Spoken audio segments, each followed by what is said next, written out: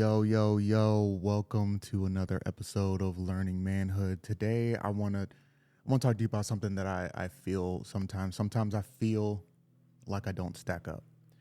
Like I'm out here doing my best, but my best is just not good enough for the people around me, and they deserve more than what I am able to give. So, hello, my name is Eddie. This is the Learning Manhood podcast, where I'm a fellow student on this journey of understanding what biblical manhood looks like. And if these questions are ones that you've had before, ones that you're having right now, today's episode is for you, because we're going to talk about self-worth and identity, seeing yourself through God's eyes. And so the question is, why are we talking about this? Like, why is this even a subject matter that we should even be discussing on the Learning Manhood podcast? Is because we are men striving to learn and grow in our manhood and lead our families in a way that God intends us to. But sometimes, right? Sometimes I'm just going to keep it funky with you. We feel like the household punching bag, right? Like, to be the leader of your household, to be the leader that God called you to be, he called for servant leadership. And to serve, oftentimes you find yourself feeling like less than.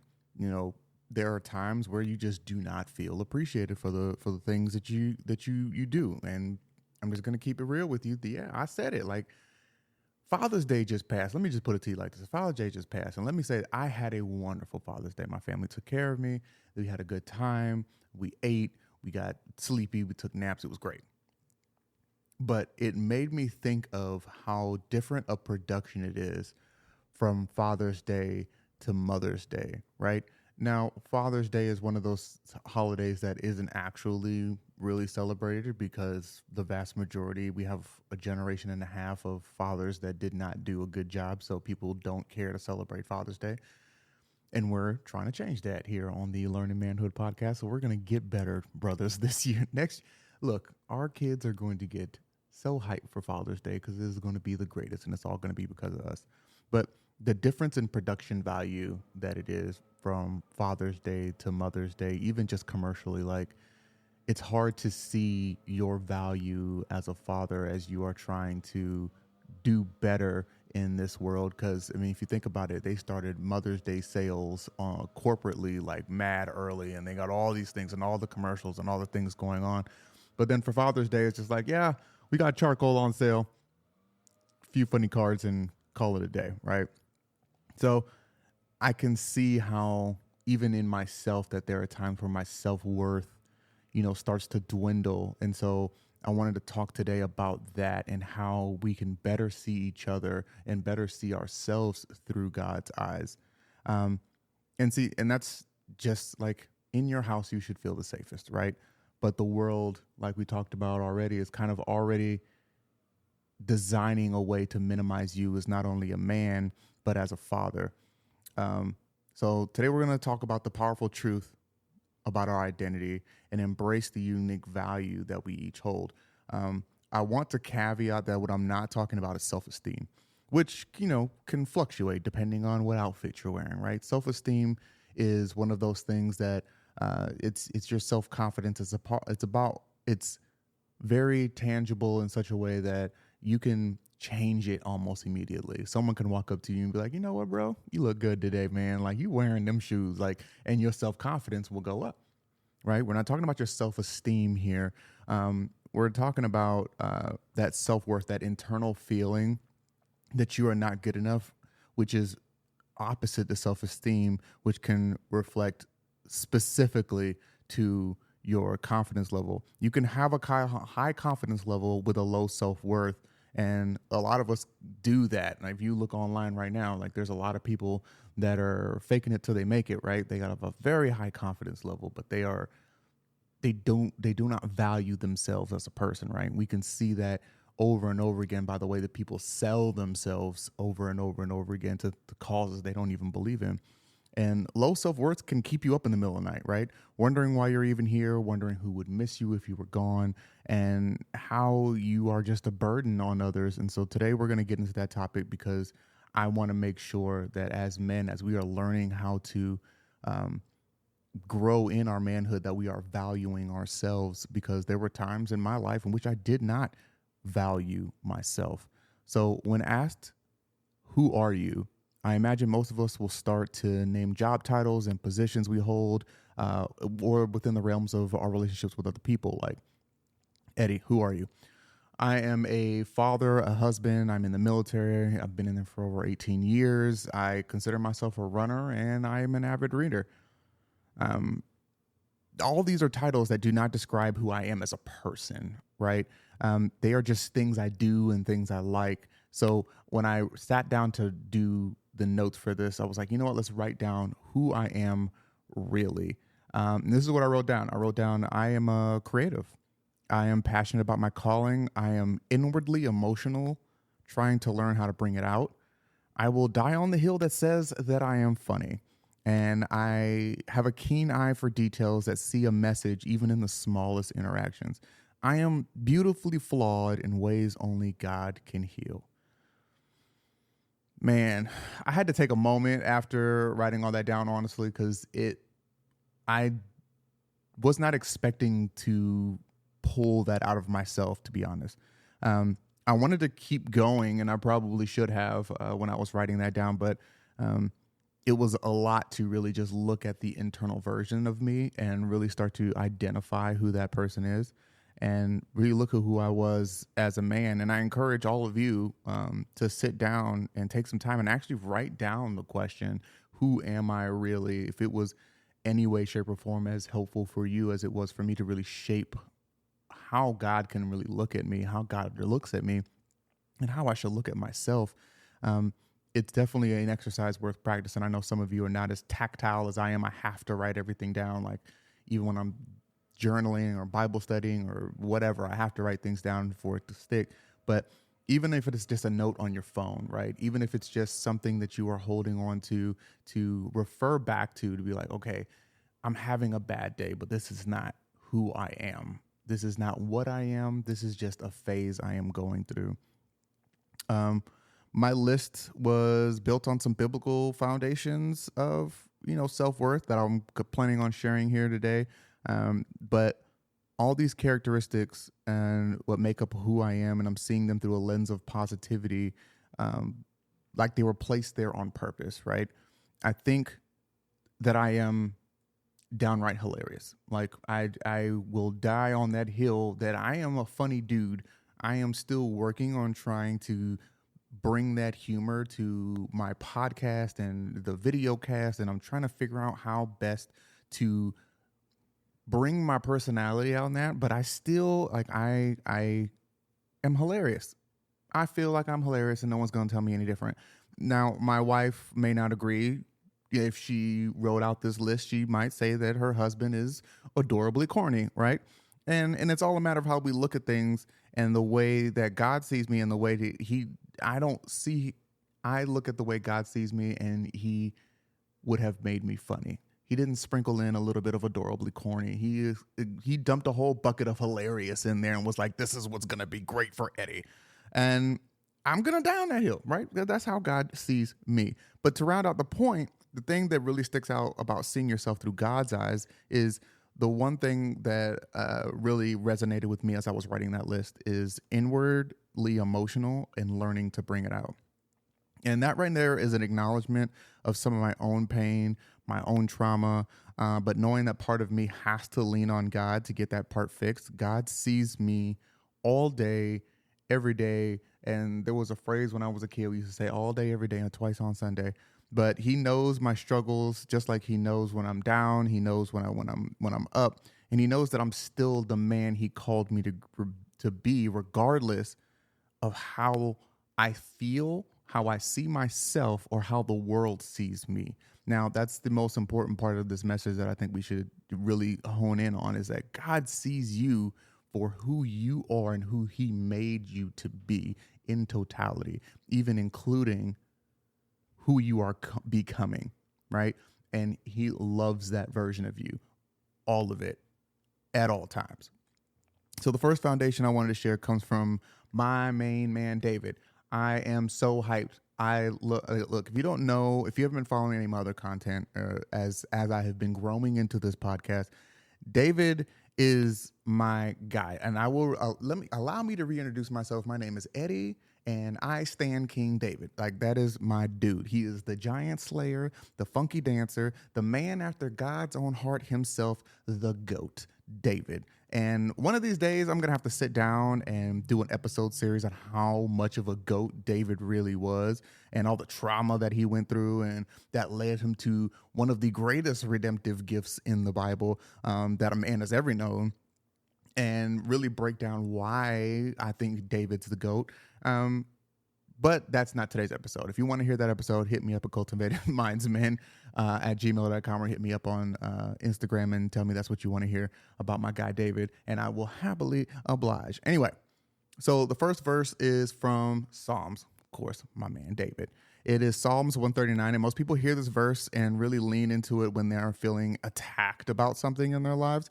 And it's one of those Christianese things that, people will keep in their hip pocket and throw out and be like, oh, this one, when someone is trying to critique them about a thing, is one of those Christian staples, and it loses its impact due to its familiarity.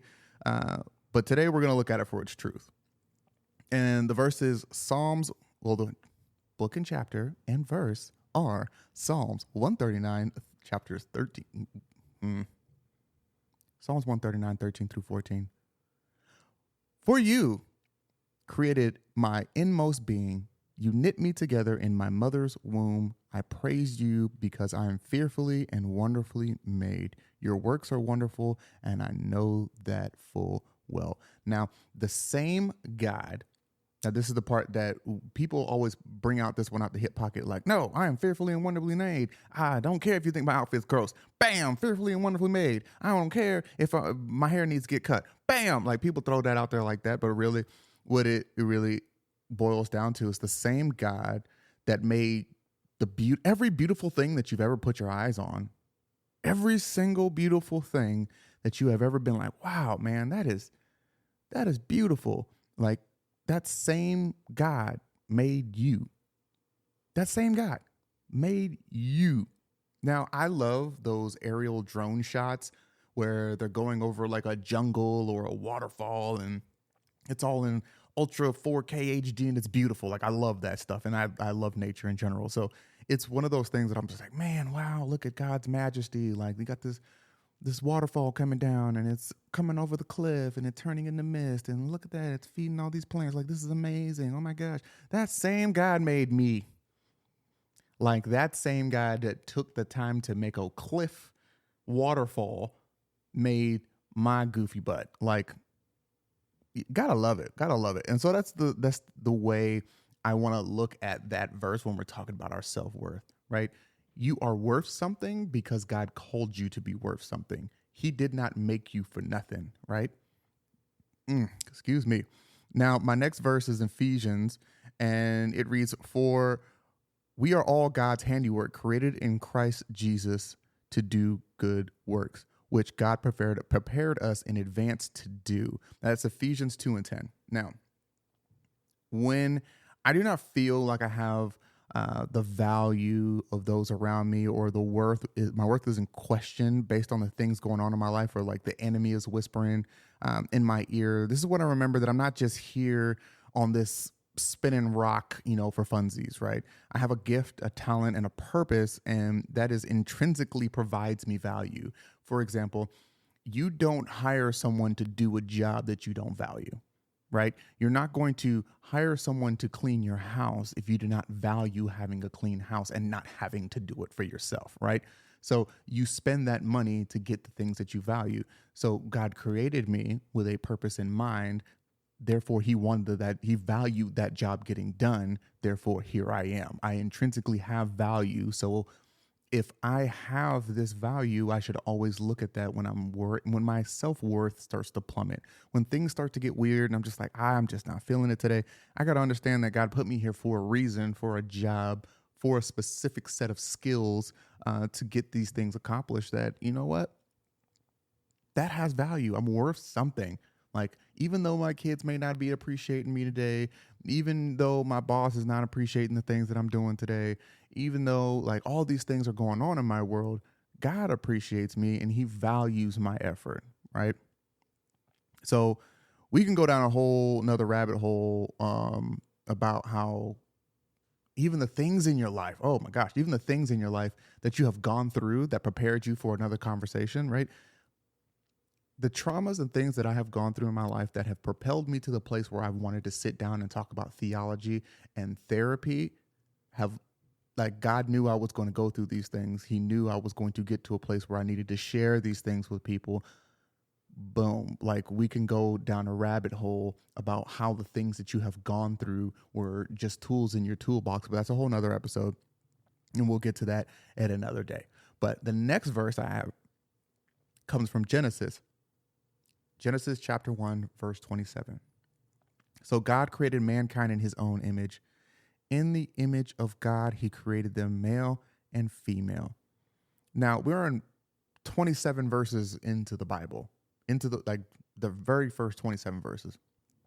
At this point, God has created the heavens. He's created the earth. He sent this ball spinning around the sun. He's filled it with all kinds of animals and creatures and all kinds of fun things. But by verse 26, he decides to make man.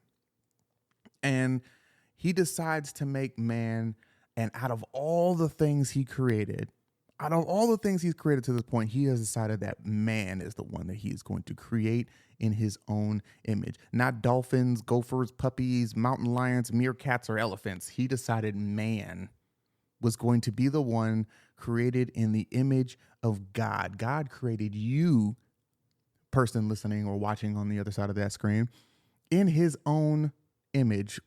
That even means the idiots you see in traffic are made in his own image. That even means Janice from accounting that you can't stand is made in his own image, right? But that in itself adds so much worth into our lives when you're dealing with low self-worth, because you were made to reflect the image of God. And that if you are going to believe that God exists, if you are going to believe that he is your Lord and Savior, then it is an immense idea to wrap your mind around, to be like, wow, he made me to reflect him. And that is also a big responsibility. And so that is where some of the things that I look at when I'm finding myself not really feeling like I have value, like what am I here for? There's a whole nother conversation to have with this. And maybe I'll do a part 2 when I finish this one up, to talk about how finding your purpose in life and finding your purpose in God's will really helps drive this idea of your self-worth. But I digress. We're going to keep going. I want to give you some practical steps to embrace God's given identity. So some of these things are what we would call basic, right? You're going to hear these things. You're like, yeah, these are, of course, right? But let me be frank with you. You cannot get anywhere without learning the first steps, right? If you skip the first steps and try to go to the more complicated things, you don't get the foundation that you need to remain doing the complicated things. You don't hop on a bike and say, you know what, today I'm just going to, forget the training wheels, forget the bicycle. I'm hopping on a unicycle first. That's not how that works.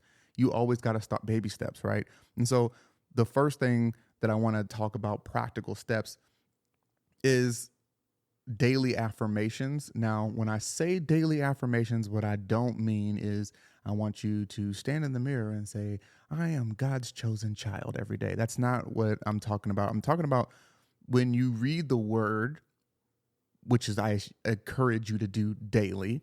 When you read the word, let the word affirm you, and that remember the same God that did all these things in the Bible for all these amazing reasons and all these amazing people and all these stories that are happening. Remember the same God that they are praying to and watching take action in their lives is the same God that made you and is the same God that loves you, right? That is the way we affirm ourselves daily when we're reading our word. So that's a 2-for, right? Affirm yourself daily by reading his word. The second one I want to talk about is prayer and meditation. I cannot overstate the importance of prayer. I spend so much time talking to God, like just in the past few weeks, that after starting this podcast, really, with all of you, the impact has already made an impact on my life. It's been astronomical. Just spending more time with God, just being able to go to God with my wins, my failures, and just conversations has changed the way I see the world around me. So for sure, take more time to pray. Community support is my next step. Community support is one of those endeavors as men that we don't do good at. We don't do good at. We do not do well because we don't like being open with other men. Like, we can be in a community as long as we like the same sport or we like the same hobby. But when we say, hey, I want to be in a community of people that just like being better men or like looking after our families better, we tend to shy away from that kind of stuff. But community is so important. You have to have a tribe around you. Like, I have brothers that I can just hit up and let them know when I'm down. I can hit up when I got wins, when I got things coming up. Like, I got brothers that I can really shoot with and just be like, hey, let me give you this scenario, and then you tell me if I made the mistake here, and they will hold you accountable.